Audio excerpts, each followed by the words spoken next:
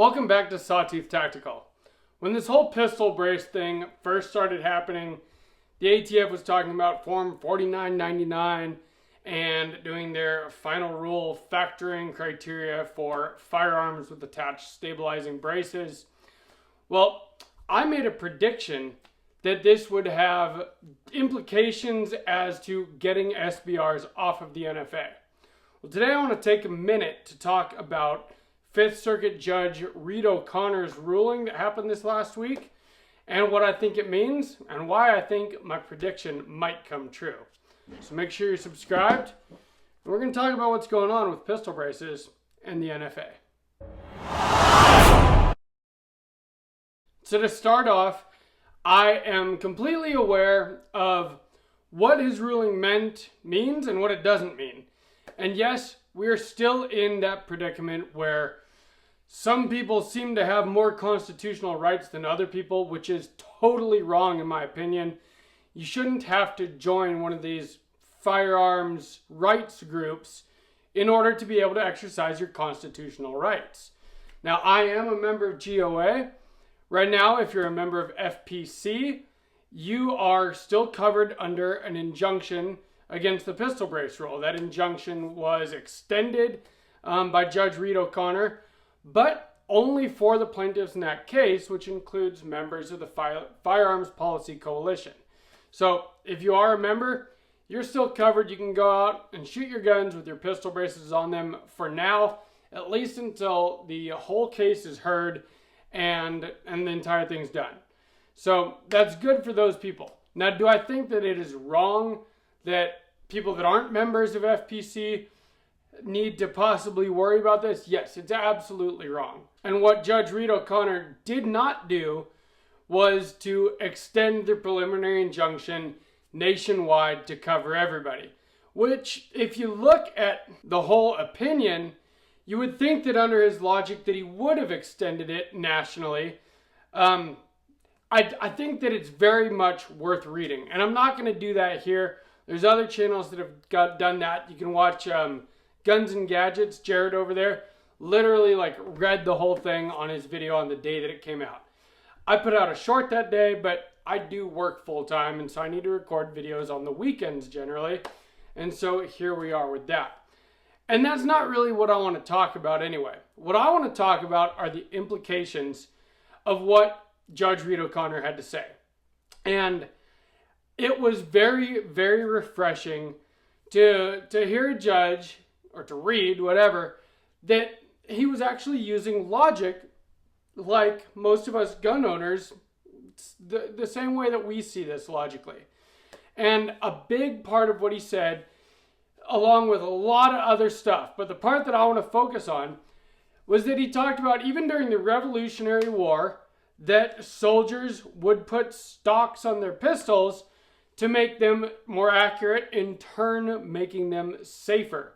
Because if you are more accurate, you are a safer shooter. You have less of a likelihood of injuring, killing someone else, damaging property, if you're able to put your rounds on target, whether in defense of your life, your livelihood, your home, or your country.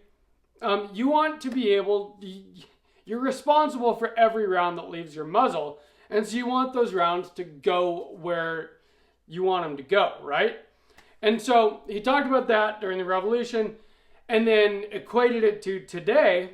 And basically what he said was that putting a brace on an otherwise legal pistol does not fundamentally change what it is. And in fact, only makes it easier to be more accurate, makes the gun safer. This is logic that for some reason the ATF and the Biden administration doesn't see.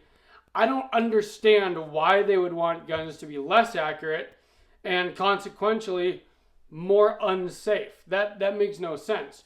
So it was really good to see that the judge agreed with us that, putting a brace on a firearm, whether you use it in the intended way, strapped around your arm to fire it one-handed, or if you shoulder it, the fact that it is a stabilizing brace and stabilizes the firearm makes you a more accurate, safer shooter.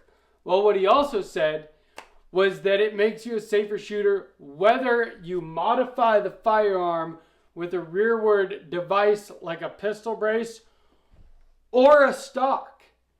He said either way it doesn't fundamentally change the already otherwise legal pistol into some other type of firearm and only makes it more accurate, more safe. Now when this whole thing started, if you guys have been following my channel for a while, you will remember that I was pretty pissed off and frustrated about the whole thing. I put out a number of videos every week for a while about it, every time there's some kind of an update.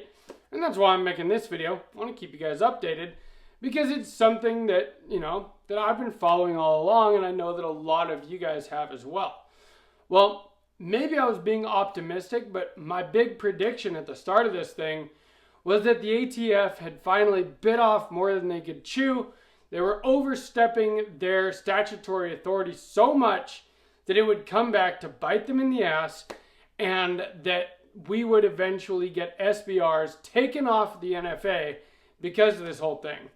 Well, because of what Judge Reed O'Connor said, that putting a brace or a stock on the back of an otherwise legal pistol does not fundamentally change what it is, and in fact makes it more accurate and more safe.